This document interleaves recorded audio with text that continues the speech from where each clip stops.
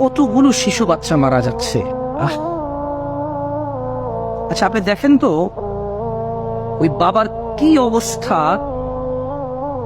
সে তার বাচ্চা মারা গেছে এই জন্য কাঁদবে, নাকি বাচ্চাটাকে মাটি দিলে মাটি খুঁজে পাচ্ছে না এই জন্য কাঁদবে?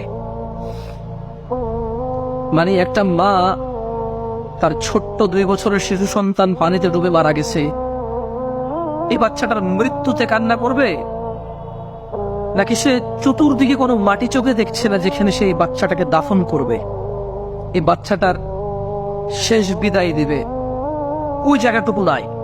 মানে জাস্ট চিন্তা করেছি যে একটা বাচ্চা মারা গিয়েছে, তার বাবা বাচ্চাটাকে আমরা ছোট বাচ্চাদের যেভাবে ঘুম পাড়াই ঠিক ওভাবে বাচ্চাটাকে নিয়ে দাঁড়ায় আসছে বেচারা। তখন আমি ওই ছবিটা দেখে আমি চিন্তা করছিলাম ও আসলে দাঁড়ায় আছে কেন? মানে ও কি খুব, মানে ওর হৃদয়টা কি ভেঙে গেছে ওর বাচ্চা মরাতে, নাকি ও চিন্তিত যে বাচ্চাটা কোলে নিয়ে দাঁড়ায় আছে, ও এটাকে আসলে কিভাবে ও কবর দিবে, দাফন কিভাবে করবে, শেষ বিদায় তার কিভাবে হবে, কোথায় একে রাখবে?